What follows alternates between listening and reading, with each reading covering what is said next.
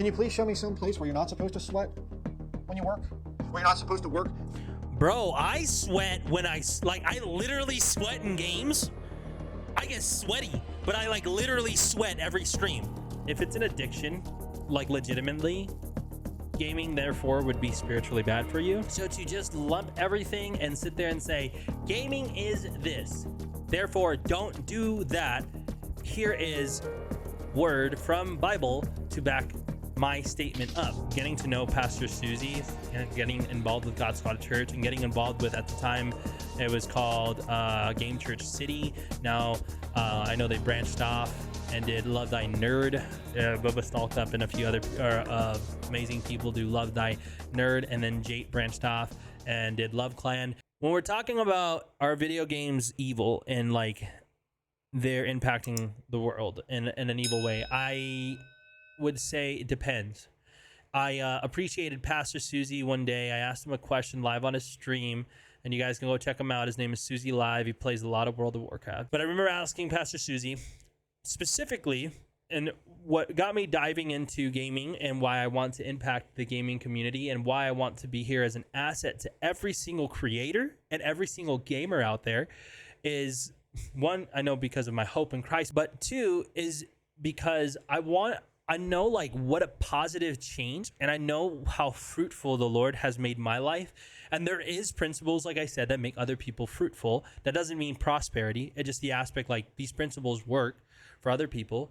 And as they start understanding that these principles are tied to Christian roots, my hope is that the seed is planted at the beginning of knowing what the principles are, and the Lord can water them throughout their lifetime, understanding prosperity doesn't come from and life abundance doesn't come from because how good I am. My works are nothing but dirty rags before the Lord.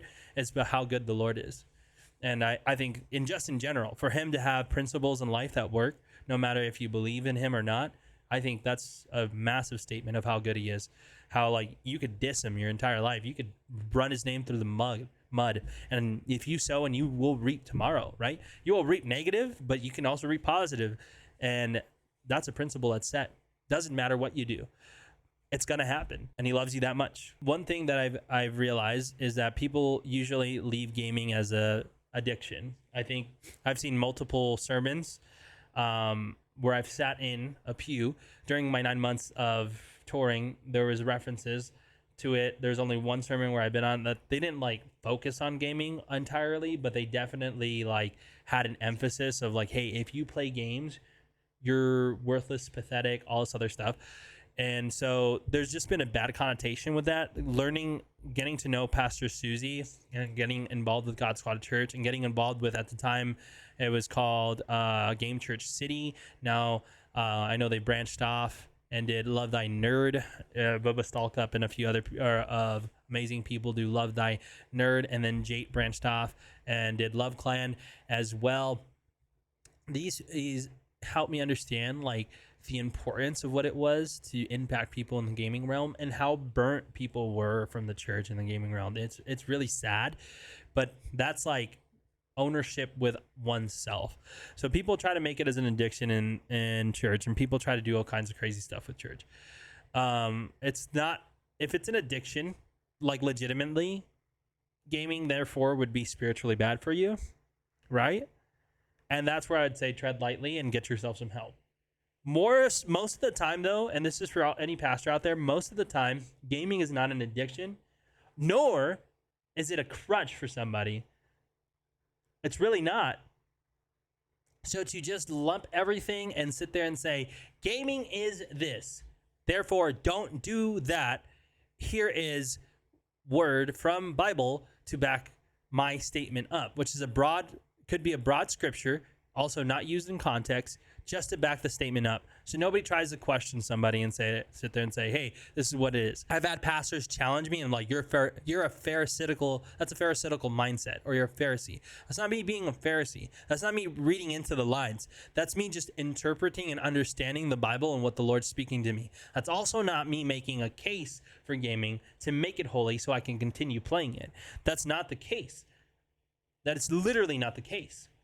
We're going to dive into a little bit here. So we're going to have some pretty bad examples, and this is This is a major L. This is a reason why, again, and I've said it on another podcast when we were talking about Mr. Beast being the Antichrist. This is a reason why people think Christians are goofy. They don't think we're goofy because of necessarily what we believe in, but how we treat people in the world. It's major, major L. This is a major L, ladies and gentlemen. We're going to go back. So this guy, I don't know who he is. Born Again Barbarian. I really wanted to comment on it, on his things.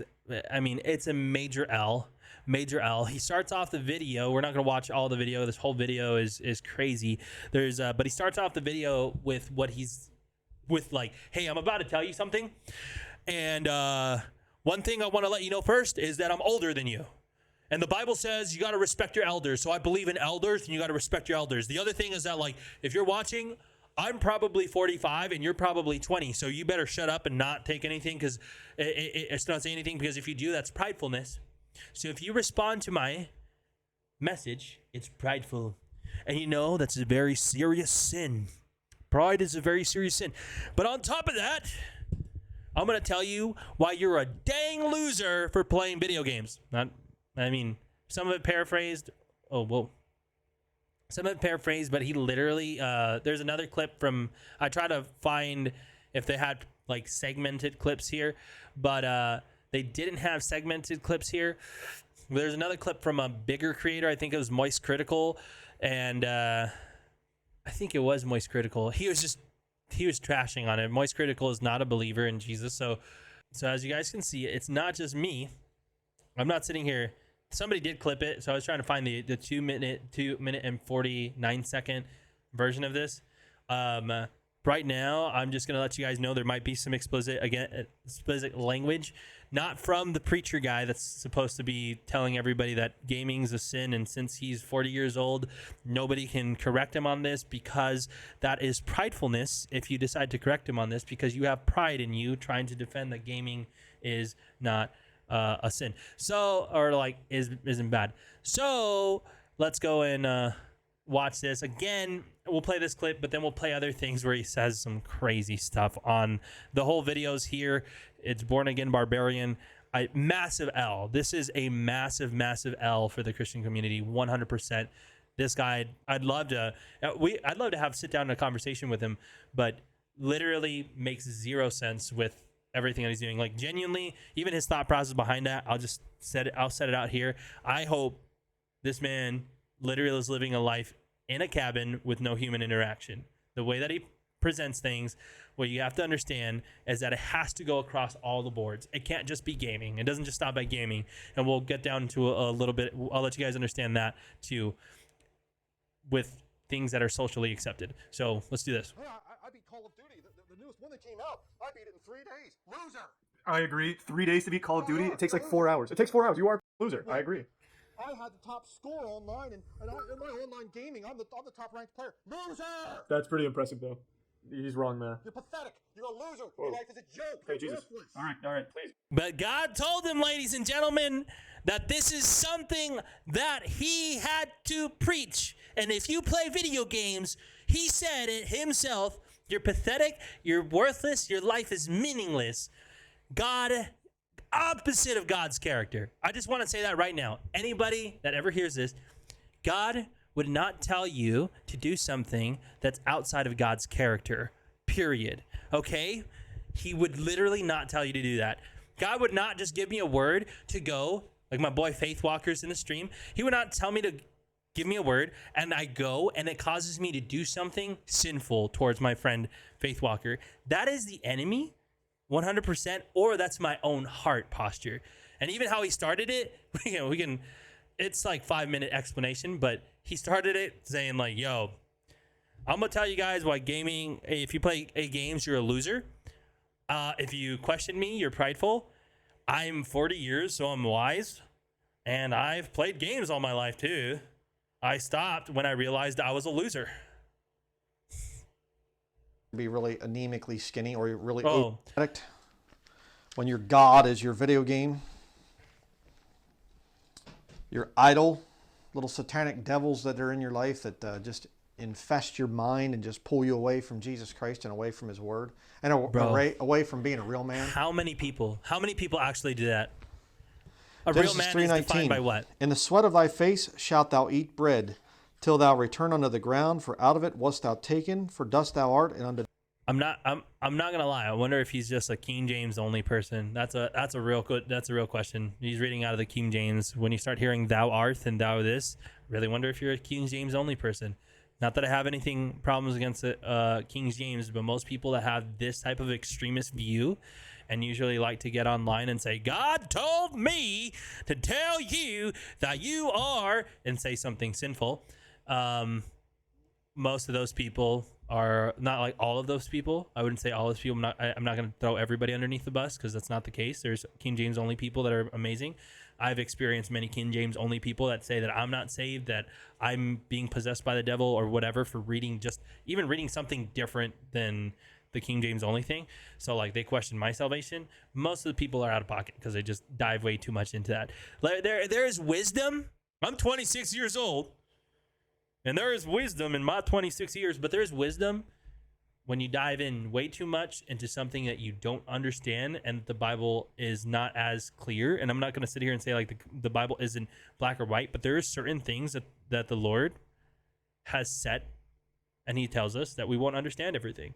There is literally things that we won't understand, no matter how hard we try. That's where the trust and the faith comes in for us to believe and just know that God is good, and whatever He means by it, that's what He means. the dust shalt thou return.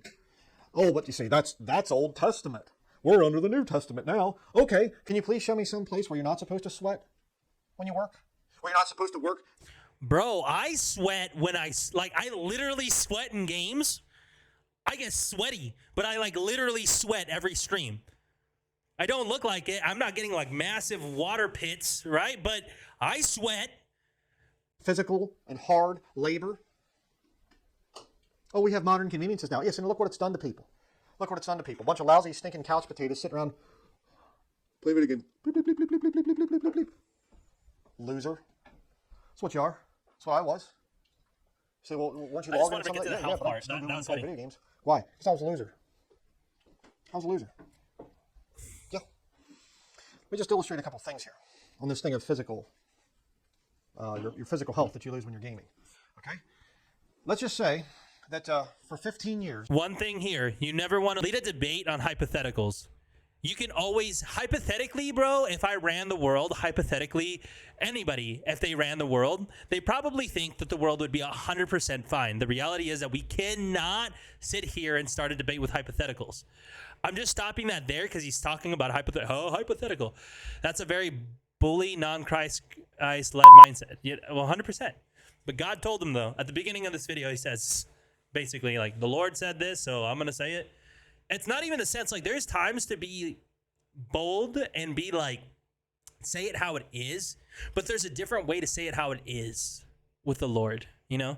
I'm not just going to walk up to a congregation and basically say the F word because the Lord said, tell it how it is, right? There's a different way. There's a different way to project it. There's a different way to approach things. This is not the right way to approach things, but you cannot lead a conversation in hypotheticals. He's already starting. Let's hypothetically put this crazy thing. It's like the process, and I'm not we can go down a different rabbit hole the other day, but it's when people talk about the unborn conversation, would you rather save 100 billion embryos or save your daughter if they were both in the same facility and the facility was on fire? Obviously, most people would say I'd save my daughter. That doesn't mean that those 100 billion embryos had no life in them or they weren't life. The aspect is that it's also a very hypothetical, exaggerated thing that would never happen in real life, 100%. Not that this could potentially happen, but you just don't lead debates with hypotheticals. Hypotheticals don't work. There's no grounds. That's when we're talking about absolute truth. We're talking about when we're trying to get down to the right thing of what to do. Hypotheticals aren't the way to do. Hypotheticals are good metaphors and good things to try to kind of elaborate what you're saying, but they're not absolute truth. You're scrawny, you're skinny, you're out of shape, you're overweight, whatever. You're just out of shape. You could either be really anemically. I wonder what his BMI is, because me being skinny doesn't mean I'm healthy, and me being husky doesn't mean that I'm healthy. It's all about being in the right parameters. We can go down a rabbit hole for that. Be skinny or you're really overweight. And all of a sudden you say, you know what? I'm walking away from video games. I'm going to go work for a farm. I'm going to go work on a farm, get a farm of my own or whatever else. And for 15 years, no video games. All you do is just farm that property. You're out there digging in the dirt, sun up to sundown, and you just work.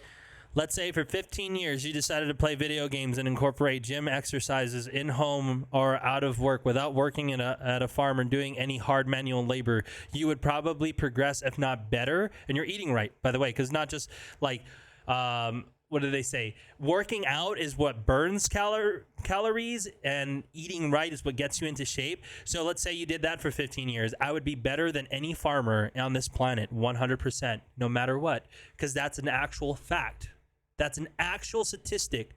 You could take it and it's tried and true. If you sit there and you devote even 30 minutes of working out every single day, eat right for 15 years, you would not only have lower BMI and get a six-pack as a male or female, but you would also be more fit than most of the population on the earth. So let's just say that.